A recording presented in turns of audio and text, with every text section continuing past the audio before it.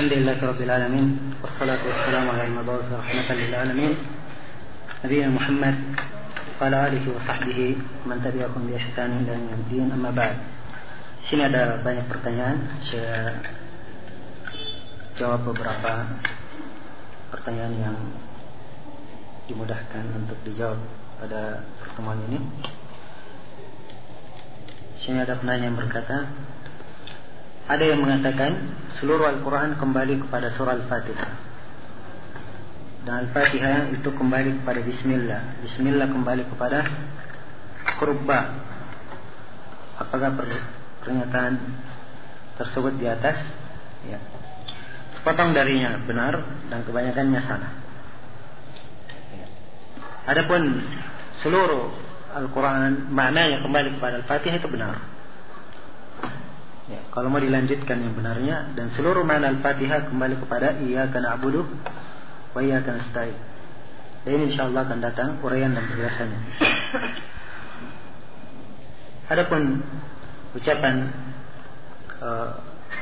Al-Fatihah kembali kepada Bismillah, Bismillah kembali kepada Ba, ini keluar dari penafsiran sebagian orang di masa ini yang mereka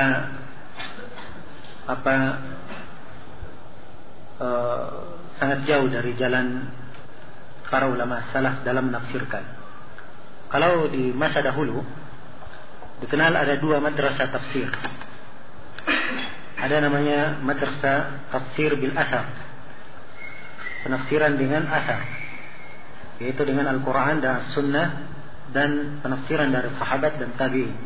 Itu disebut tafsir bil athar. Dan ini yang dipegang dan penafsiran yang benar. Yang kedua, penafsiran yang salah itu disebut dengan nama tafsir bil ra'i. Tafsir bil ra'i, tafsir dengan pendapat, dengan pengamatan atau yang semisal dengannya. Dan belakangan ini muncul madrasah-madrasah tafsir yang lainnya. Ya. Ada yang punya madrasah tafsir dengan khayalan. Ya. Nah, dari yang punya madrasah tafsir, ya, dari kalangan sufia yang mungkin ibaratnya menceritakan kepadaku hatiku dan hatiku mendapatkannya dari Allah Subhanahu wa taala. Ya. Langsung tanpa perantara katanya. Ini penafsiran-penafsiran begini banyak muncul. Ya, karena dari orang-orang yang menafsirkannya, di antara mereka selain dari tidak mempunyai ilmu agama dan tidak memahami Al-Quran dan Sunnah dengan benar, juga kebanyakannya dijangkiti oleh hawa nafsu dan mengikuti jalan-jalan salah yang telah diperingatkan oleh ulama akan bahaya jalan-jalan tersebut, ya, dari kalangan tarekat maupun sufi dan semisal dengannya. Ya, mereka inilah yang sering memberikan makna-makna kembali kepada ini, kembali kepada itu. Ya, hal-hal yang tidak ada dasar dan tuntunannya, bahkan tidak memperindah makna Al-Quran itu, bahkan akan kedengaran tidak baik di kalangan orang-orang yang berakal dengan benar. Apakah sahih tambahan lafaz Bismillah pada doa masuk kamar kecil? Bismillah Allahumma a'udhu bika minal khubuth wal khaba'ith. Bismillah itu doa tersendiri. Doa tersendiri. Allahumma inni a'udhu bika minal khubuth wal khaba'ith, doa tersendiri. Dipahami? Ya. Jadi ada dua doa. Kalau ingin masuk WC, boleh membaca Bismillah dan boleh dia membaca Allahumma inni a'udhu bika minal khubuth wal khaba'ith. Boleh dia baca salah satunya, boleh dia gabungkan. Boleh dia dahulukan Bismillah, diakhirkan Allahumma a'udzu bika minal khubuthi wal khaba'ith, dan boleh dia membaca Allahumma inni a'udzu bika minal khubuthi wal khaba'ith Bismillah. Sebab dia terhitung dua doa. Dipahami ya? Ini titik yang pertama. Titik yang kedua, Allahumma inni a'udzu bika minal khubuthi wal khaba'ith. Ini dalam sebuah hadis diriwayatkan oleh Imam Al-Bukhari dari hadis Anas bin Malik. Ada sebagian rawi yang menambah Bismillah di depannya pada riwayat Anas. Nah, ini yang lemah.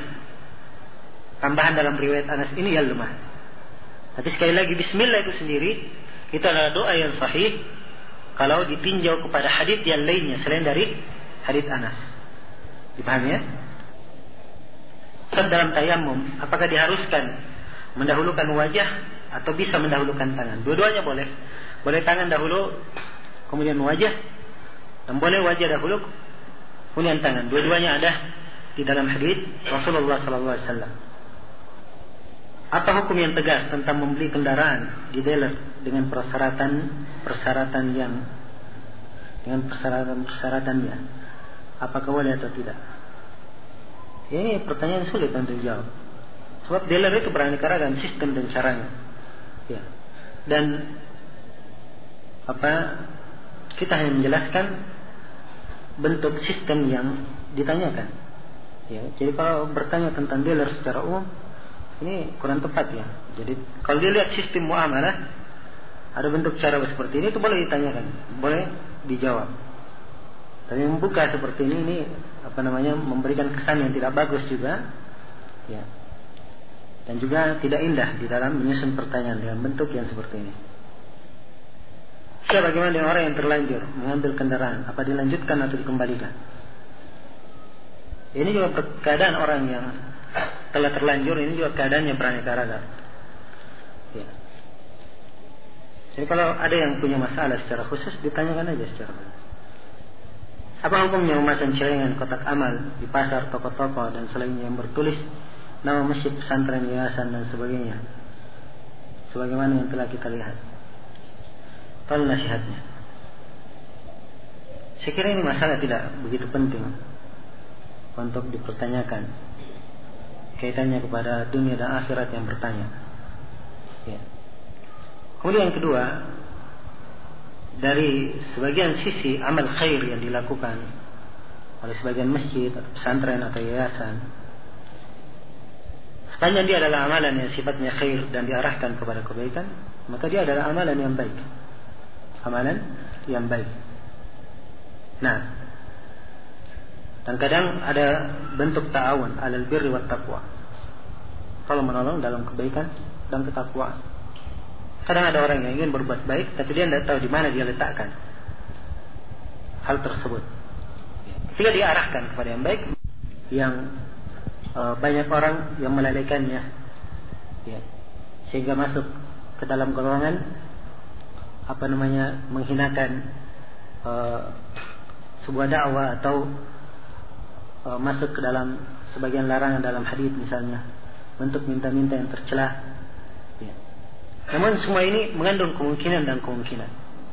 Ya. Karena itu mempertanyakannya dengan pertanyaan seperti ini. Ya, misalnya, ini adalah pertanyaan yang tidak banyak manfaatnya. Ya. Wallahu ta'ala alam. Kemana posisi yang benar ketika bersujud? Apakah kakinya direnggangkan atau dirapatkan? Atau boleh kedua-duanya? Jawabannya, posisi kaki ketika sujud, nas yang ada yang sahih itu hanya menunjukkan bahwa jari jemari mengarah ke kiblat. Selain dari itu dirapatkan atau tidak, itu tidak ada dalil yang kuat. Ya, ingat ya, kalimat yang kuat. Ada yang dalil tapi tidak kuat. Ya, haditsnya lemah. Seperti riwayat Al-Hakim dan selainnya dalam tambahan hadits Ibnu Umar, rafan baina qadamaihi, beliau merapatkan antara kedua kakinya. Ini tambahan yang syadz, lemah dalam hadits Ibnu Umar, walaupun Syekh Al-Albani menguatkannya, tapi yang benarnya hadits ini lemah, dilemahkan oleh Syekh Muqbil, Syekh Bakar Abu Zaid, ya, dan sejumlah ulama yang lainnya. Ada seorang pembesar WI, ya. WI, apa WI? Wahdah Islamiyah. Ya. Ini terlalu banyak sekali. Ada WI, ada NII. Ya. Agak mirip ya, Wahdah dengan NII. Ya. Dan ada teroris juga. Menyatakan bahwa jarh wa ta'dil itu sama dengan muwazanah. Nah, ini manhaj mereka. Mereka menganggap bahwa itu sama dengan muwazanah. Ini adalah hal yang ma'ruf, ya, dari kalangan setiap pengekor hawa nafsu seperti itu. Jadi kalau dikatakan, mereka katakan kalau mengkritik seseorang sebut juga kebaikannya. Ya. Jangan sebut kejelekannya saja. Nah, itu makna muwazanah katanya. Itu sikap adil. Ya. Ini kalimat bermanis-manis dalam ibarat. Ya. Kalau ada yang berkata seperti itu, bacakan saja ayat, semuanya sekira hafal. Tabbat yada abi lahabi wa tab, ma aghna anhu maluhu wa ma kasab. Ya. Bacakan sampai akhir surah. Semuanya celaan terhadap Abu Lahab. Ada kebaikan disebut di situ? Hah? Abu Lahab ma'ruf di kalangan orang Arab. Bagaimana dia melayani tamu-tamu Allah di musim haji. Ya. Mereka memuliakan tamu. Itu dikenal, ada kebaikannya. Tapi begitu akan disebutkan kejelekannya, supaya manusia lari darinya, tidak pantas disebut kebaikan. Bukan dari hikmah untuk menyebut kebaikan. Yang diinginkan adalah kita memperingatkan orang jangan sampai mendekati kejelekan itu, ya kan? Kalau disebutkan kebaikannya, sudah hilang maksud yang diinginkan. Hilang dari maksud yang diinginkan. Ya. Ini sisi yang pertama. Ya. Jadi mereka menginginkan kalau Anda berbicara tentang kelompok kami, jangan sebutkan kejelekan kami saja, sebutkan juga dong kebaikan kami. Kalau Anda mengkritik pimpinan kami, tokoh-tokoh yang kami cintai, ya, seperti Syed Qutb, Hasan al-Banna, Yusuf al-Qaradawi, ya, Anda kritik, sebutkan juga kebaikannya. Ya. Saya sudah terangkan tadi. Baik, sekarang kita balik berkata kepada mereka. Anda berkata demikian kepada kami. Dan Anda juga kalau mengkritik kami tidak pernah menyebutkan kebaikan kami. Ya. Kalau begitu kaidah kalian, ya, untuk diri kalian sendiri, dipasang untuk kesejahteraan kalian, bukan untuk kaum muslimin. Kalau begitu ini bukan kaidah yang mereka inginkan dengannya kebaikan, tapi untuk membela diri-diri mereka saja. Ini terbukti pada tokoh-tokoh mereka yang menulis kaidah-kaidah seperti ini. Kalau membantah mereka tidak sebut kebaikan orang lain. Ya.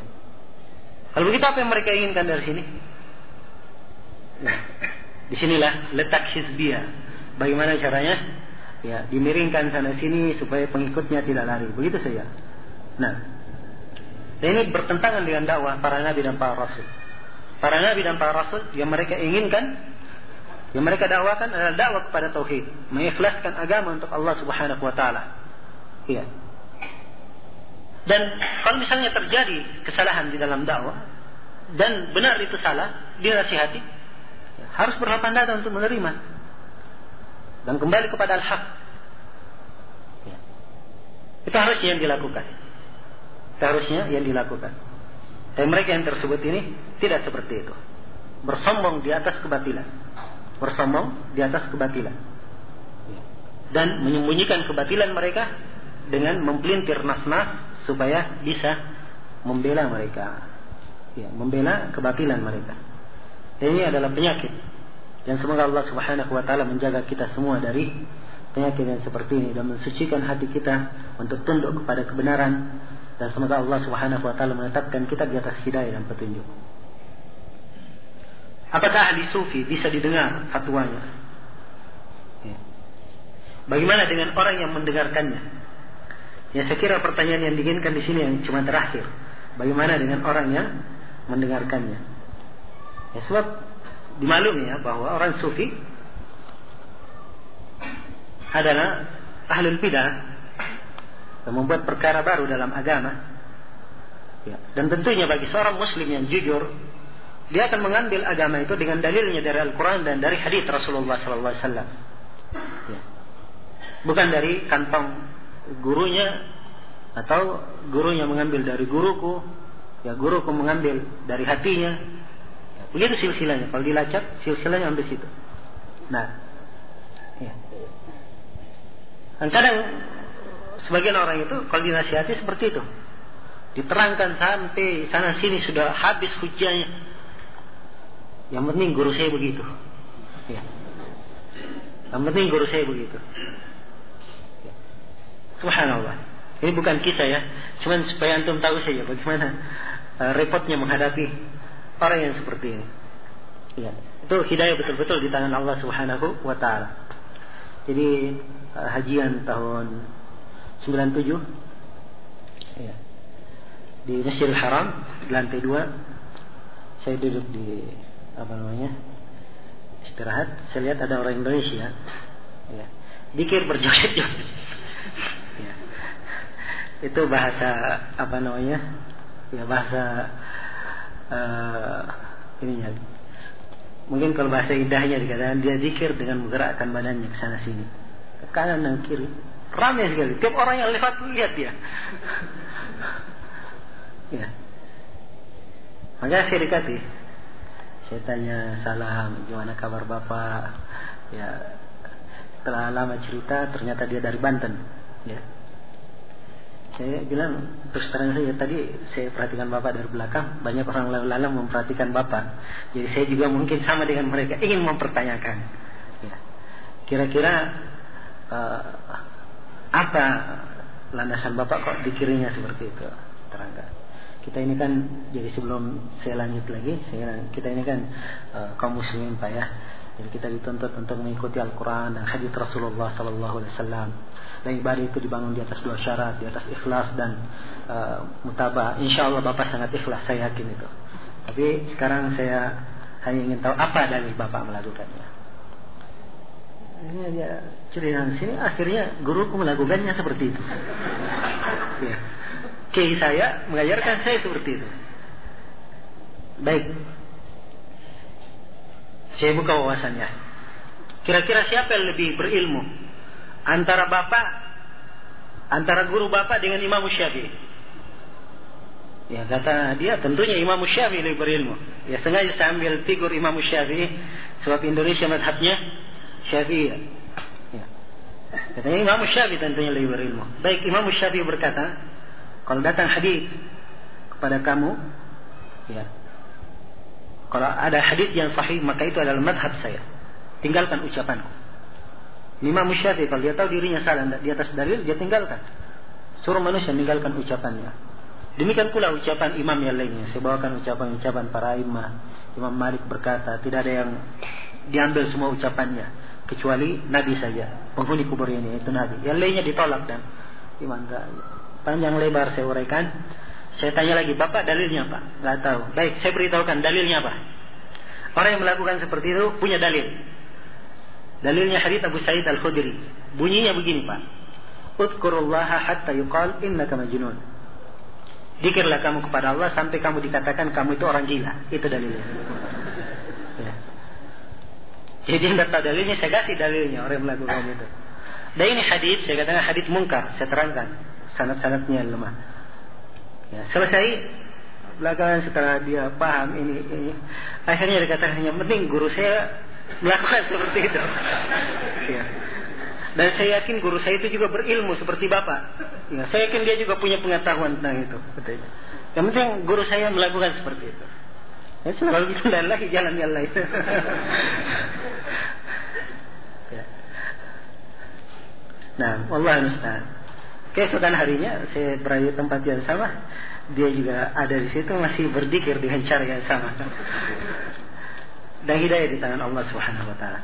Jadi orang-orang yang seperti ini kadang yang memang didoktrin untuk mengambil saja dari gurunya, itu bagikan orang yang buta dan tuli. Ya. Tidak bisa diberikan apapun kepadanya. Nah, ini letak kesulitannya pada ya banyak tempat ya diperhatikan ya kalau masuk ke kota dengan di ke desa misalnya, di daerah-daerah yang sifatnya masyarakat mengakar dengan sufi dengan tarekat, itu lebih susah untuk didakwai ya. Maka mungkin cara-cara yang mendakwai mereka bisa melihat kepada hal-hal yang membuka akal mereka atau membuka hati mereka ya. Itu cara-cara yang hendaknya ditempuh. Dan dalam Al-Quranul Karim ya, kita mengambil bagaimana hikmah khitab kepada orang-orang kafir Quraisy dari berbagai sisi agar supaya mereka kembali kepada tauhid dan meninggalkan kesyirikan. Dikasih adillah aqliyah, kemudian apa-apa yang membuka ya pemikiran mereka.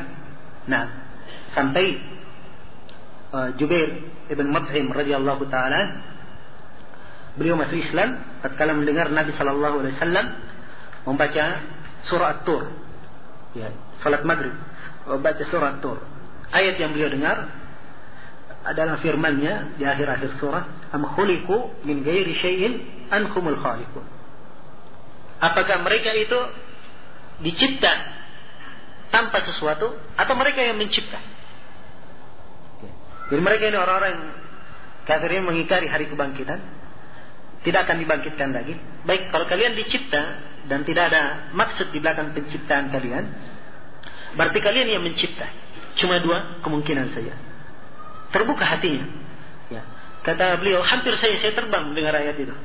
Ya. Mendengar ayat tersebut. Ya, terbuka pemikirannya. Dan inilah keindahan ayat-ayat Al-Quran kalau kita cermati. Ya. Dan kita memahami maknanya, kandungannya, fikihnya, tafsirnya, maka di dalam segala keadaan seseorang akan melihat celah-celah bagaimana mengajak manusia kepada kebaikan dan menolak kejelekan di tengah manusia. Ya. Karena itulah yang saya nasihati kepada seluruh ikhwah untuk senantiasa memperdalam ilmu agama, ya, dan senantiasa menuntut ilmu agama sampai akhir hayat. Sebab ilmu itu, ya, bukan hanya sekali, dua kali hadir pengajian, atau bukan setahun, 2 tahun, 3 tahun, 10 tahun saja. Tidak. Tapi ilmu itu, sebagaimana yang dikatakan oleh para ulama, minal mahdi ilal lahdi, dari ayunan sampai ke lian lahad. Atau kalau ibaratnya Imam Ahmad, ya, Imam Ahmad sudah tua, terkenal sudah di ini. Suatu hari dijumpai oleh sebagian murid-muridnya, dan beliau agak belepotan tinta di bajunya. Ya. Muridnya berkata, wahai Imam Ahmad, wahai Abu Abdullah, sampai kapan kamu seperti ini terus? Ya. Kata beliau mengucapkan ucapan yang masyhur itu, kata beliau, ma'al mahbarah ilal makbarah, bersama tinta sampai ke kuburan. Ya. Jadi maksudnya menulis dan baca terus sampai belajar terus sampai ke kuburan. Ya, dan menuntut ilmu agama adalah amalan yang paling mulia, bahkan seafdal amalan. Ya, bayangkan Nabi setelah diberi nikmat diangkat sebagai Rasul. Ya. Tidak diminta untuk meminta tambahan nikmat selain dari tambahan ilmu. Karena itu Allah berfirman kepadanya, wa qur rabbi zidni ilman. Katakanlah wahai Muhammad, berdoa kamu. Ya, minta tambahan. Apa yang diperintah untuk menambah? Apakah dunia, nikmat yang lainnya? Tidak, cuma satu. Ya Allah, tambahkanlah ilmuku.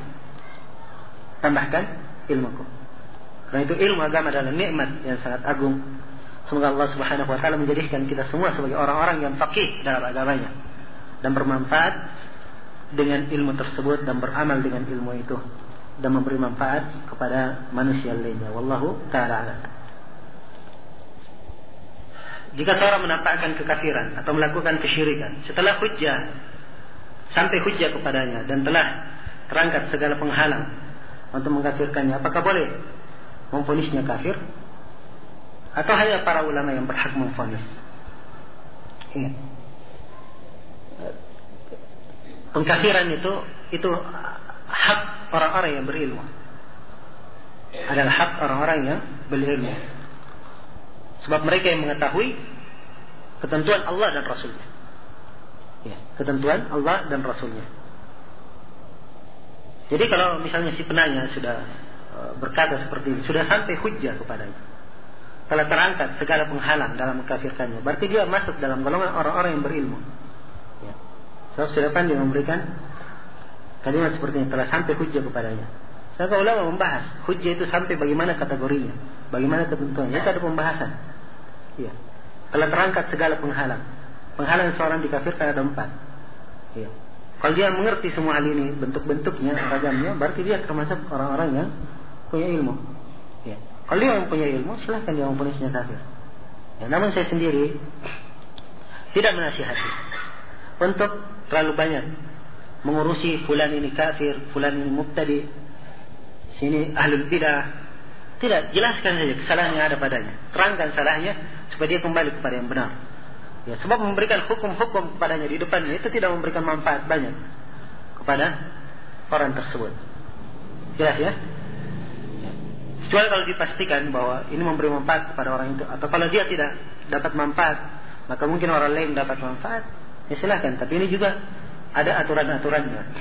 Ya, dan butuh sudut pandang yang luas dan hikmah, dan juga dia pandai menimbang antara yang jelek dan buruk, antara maslahat dan mafsadat. Ya. Dan ini tidak semua orang mampu melakukannya. Apakah boleh nama-nama Allah dipakai sebagai nama manusia? Sebagian dari nama Allah, Allah namakan dengannya sebagian makhluknya. Ya, disebut dengannya sebagian makhluknya. Nah, manusia disebut juga sami'an basira. Hal ata 'alal insani hinun minad dahri lam yakun syai'an madhkura. Inna khalaqnahu min nutfatin amsyajin nabtalihi faja'alnahu sami'an basira. Disebut apa? Sami'an basira. Ya. Dan juga disebut dalam Al-Quran, wa qalat imra'atul azizi, dan berkata istri al-aziz. Ya. Dan Nabi disebut dengan sifat laqad ja'akum rasulun min anfusikum azizun alaihi ma anittum harisun alaikum bil mu'minina raufur rahim. Disebut dengan nama Rauf Rahim, pensifatan Rauf Rahim Nabi sallallahu alaihi wasallam. Maka sebagian nama ada yang makhluk boleh bernama dengannya, tapi ada sebagian nama khusus hanya untuk Allah. Seperti nama Ar-Rahman, ya, Al-Khaliq, Ar-Raziq. Ini nama khusus untuk Allah Subhanahu wa taala. Ya, tidak boleh seorang makhluk pun bernama dengannya. Siapa yang bernama dengannya, maka dia telah ingin menyamai Allah Subhanahu wa taala. Dan menyamai Allah Subhanahu wa taala masuk dalam perbuatan kesyirikan. Dia syirik dalam sisi rububiyah dan asma wa sifat. Jelas ya? Ya, dan tentunya samanya penamaan tidak menunjukkan samanya hakikat, ya kan? Samanya penamaan tidak menunjukkan samanya hakikat. Jadi kalau mungkin ada pertanyaan, kalau begitu bisa saja terkesan sama. Ya, jawabannya tidak harus sama penamaan sama hakikat, ya kan? Iya. Sebab makhluknya dinamakan dengan penamaan yang mirip, ya, tapi berbeda. Ya, setiap manusia punya mata, punya penglihatan, punya pendengaran. Ya. Ayam juga punya pendengaran, punya penglihatan. Ya. Gaya punya penglihatan, punya pendengaran. Beda antara penglihatan ayam dengan penglihatan gaya. Pendengarannya juga beda. Antara manusia dengan ayam juga beda, ya kan? Kalau makhluk saja, sesama makhluk, sama-sama dikatakan punya pendengaran, punya penglihatan, tapi beda. Ya, apalagi antara makhluk dan yang menciptakannya, lebih-lebih tidak sama lagi. Dipahami? Jadi penamaan dalam pensifatan, dalam penamaan belum tentu hakikatnya sama. Jelas? Baik, sampai sini mungkin. Ya, semoga apa yang kita dengarkan pada malam ini ada manfaatnya untuk seluruh kita semua, dan mohon maaf atas segala macam kekurangan. Subhanakallahumma bihamdik, asyhadu an la ilaha illa anta, astaghfiruka wa atubu ilaik. Walhamdulillahirabbil alamin. Assalamualaikum warahmatullahi wabarakatuh.